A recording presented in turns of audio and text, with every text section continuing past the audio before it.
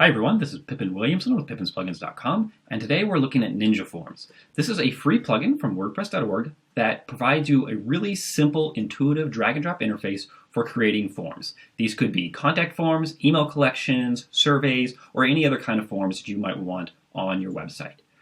Ninja Forms is completely free to download from WordPress.org, and it also has a variety of extensions that you can purchase from WP Ninjas if you want extended features. And I'm going to show you some of these as well as we go through this review. Let's go ahead and jump right into the plugin. Once you have it active, you will have a forms section over here in your WordPress dashboard. And let's just go ahead and create a new form real quick. Let's imagine that we're just creating a simple contact us form. So we'll go in, we'll add a form title. We have a variety of options, such as whether you want the form submissions to be saved to the database. By default, they will be emailed to you, the site administrator, but you can also just save them in the database if you want to reference them later. You can require that users be logged in, you can submit the form via Ajax, you can specify a success page, and you can even automatically append this form to any page in your WordPress site that you want. We can specify a success message, so this could be something just like, thank you for contacting us. And then you have a variety of options for the email settings. So you can specify the email from address. This is where the email that the user gets comes from. You can specify an automatic message that will be delivered to the email after they submit the form. So you can give them a subject. This could be something like, thanks for contacting us. We'll get back with you ASAP. You can even include the data that they've submitted with the form in this email. So if it's kind of a confirmation of the data you gave us. And then you can also set up the admin alert email that your administrators will receive anytime the form is submitted. So this would be something along the lines of new submission from contact us. Here's the data that they gave you, yada, yada, yada. Go ahead and respond to that user. Okay, so let's go ahead and save our form. And now what we're going to do is we're going to go in and add fields to our form. So we click on field settings up at the top. And here we have a variety of fields. Let's start by simply adding in a text box to create a name. So we'll just say first name. And then we'll go down here, we'll select, is this a first name? Yes, it is. Is it required? Yes. Go ahead and close that. And now let's add in another one for the last name.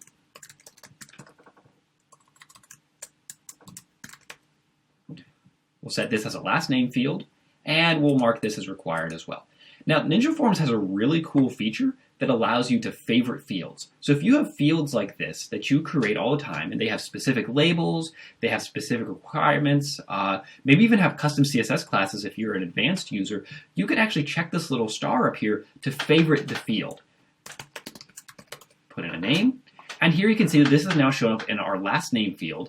And anytime I want to re-add this field, I simply click last name. Notice that I actually misspelled that, but that's okay. And it will automatically be populated with these exact settings. So we might actually want to go back and favorite our first name field as well. So let's favorite that one, and let's just call it first name. Okay, so that's really cool. So our first and last name fields are now favorited. I had previously favorited an email and also a full name field. So let's just go and drop our email field in there that we favorited. So it already has the settings that I specified earlier. And let's add in a text area for allowing the user to specify a message, your message. We're going to mark this as required. And we'll go ahead and close that out. And let's add in the last field, which will just be a simple submit button. Okay, and save the form. Now, let's say we want to take a look at what this form looks like before we put it on a live page. We can simply click Form Preview, and this will take us to a live page on the site with our currently active theme, showing it exactly as it's going to appear on an actual page. Even though this isn't a real page, you'll notice it says Ninja Forms Preview Page. So this is just a private page that Ninja Forms has to show these previews, even though this isn't anywhere live on the site. So we can go and submit the form.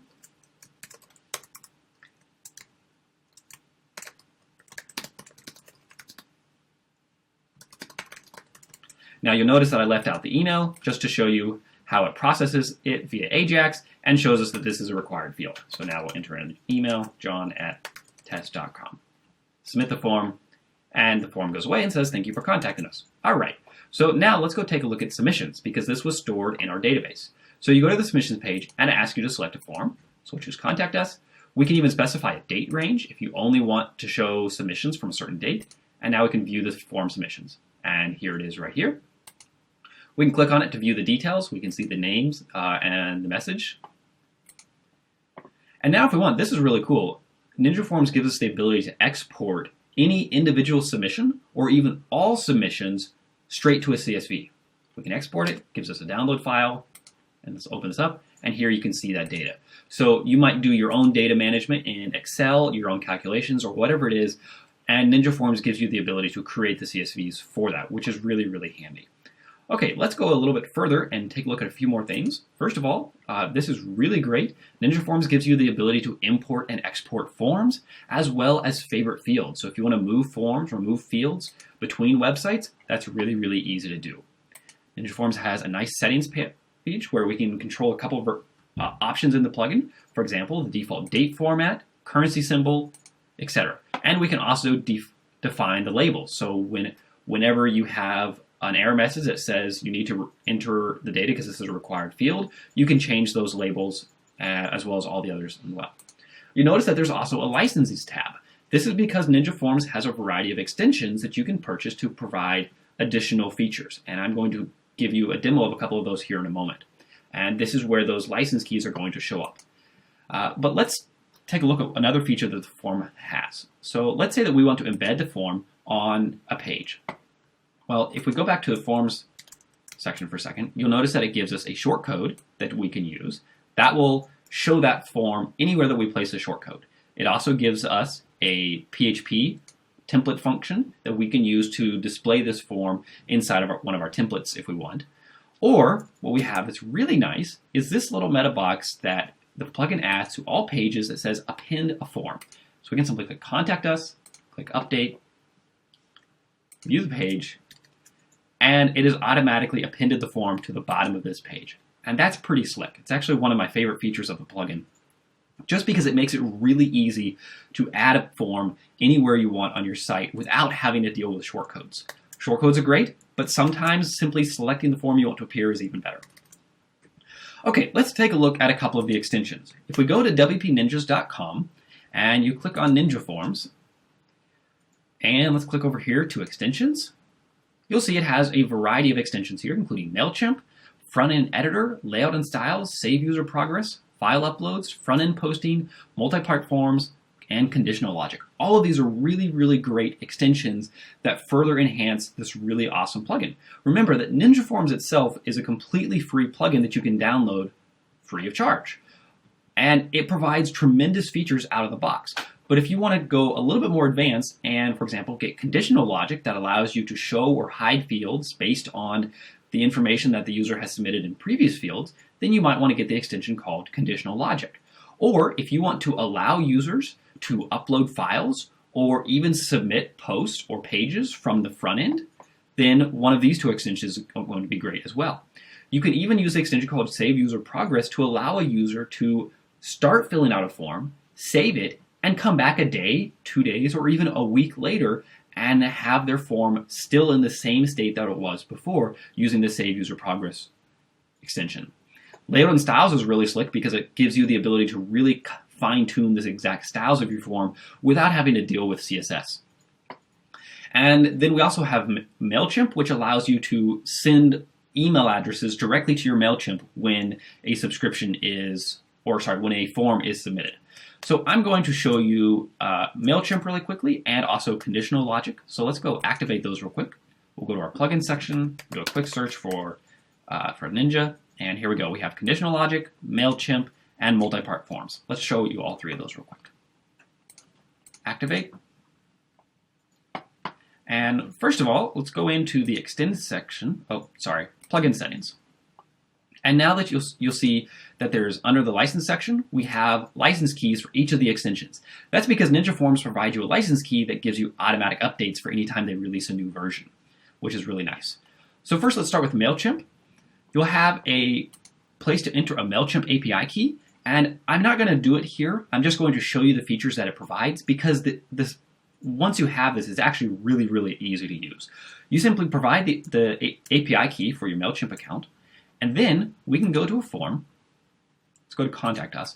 And let's say that any time that someone submits the Contact Us form, we want this form to send that email address to MailChimp. we can simply check the box that says MailChimp. Then from this dropdown, if we had entered our API key, we would have a list of all of our newsletters. We can simply select the newsletter we want, and then any time that this Contact Us page was submitted, the email address entered here would be added to your MailChimp list, which is really pretty slick. Okay, let's take a look now at conditional logic. Let's go into field settings, and let's say that we want to have a subject. So let's enter a dropdown. And so we're going to just do a list field. And so we're going to say subject. What's the user contacting us about? So let's say that it's a radio. And let's expand the options. Let's add a new option. Let's say tech support. Add new. General inquiry. So they have two different ways, two different subjects that they're going to contact us about, either tech support or general inquiries. Well, let's say that if they contact us about tech support, we want to show an additional field that says, what's the problem that you're having? Okay, so we'll save that. And now let's add in another text area field. What's the problem? So we're going to have them describe the problem to us. And now we're going to enable conditional logic.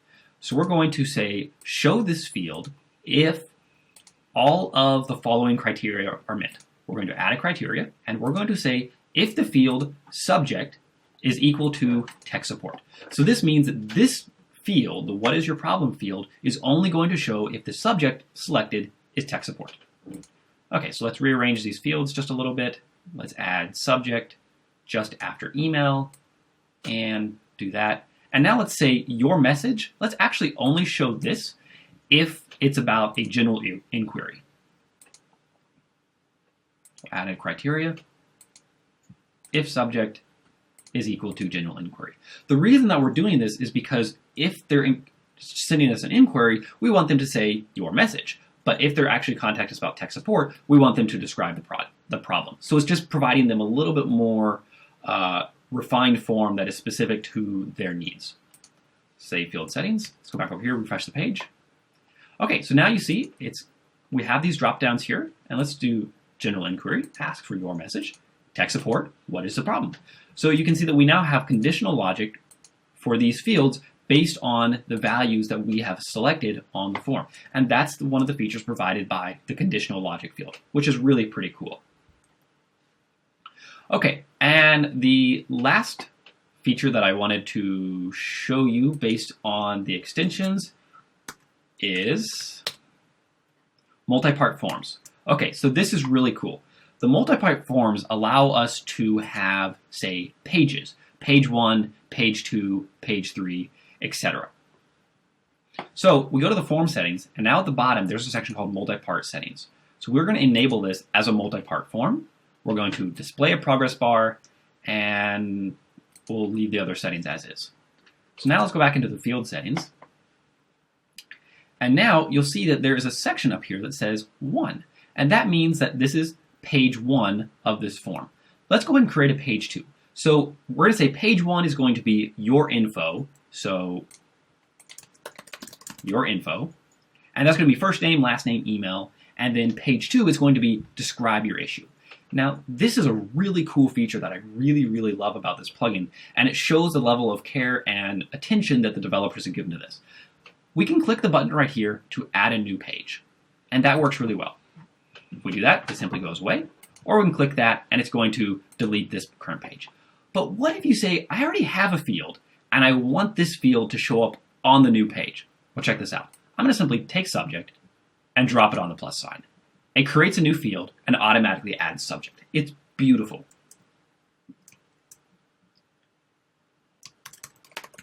And let's just name this additional details. Now let's go back to the other page, and let's go ahead and drag our other fields over to that same page. Now we'll click on page 2, and note all of our fields are there in the exact order that we dropped them. Let's go into subject real quick, and I want to set a default to be tech support, which it is right there. Fantastic. Okay, save field settings. Let's go back over here to preview the form. And now you'll notice that it shows a progress bar up at the top. And as we go through, let's say John. Now let's leave these blank to see what happens. Notice it says that fields are marked as required. So we're going to go back to the previous. John@test.com. Click next. Notice it's got a nice slide animation, and you can control that in the field settings. And now you'll see that the progress bar is indicating how far through the form we are. So let's say we're doing a general inquiry. This is my message, and now I can hit submit. The form submits. Fantastic. So that's what the multi-part forms extension allows you to do, is create these really advanced forms that include page 1, page 2, page 3. You can have as many pages as you want. And I really like it simply because of the amount of detail that the developers have paid. Just the ability to drag a field onto a number to create a new field, or to drop a field onto that particular part of the form. It's really, really well done.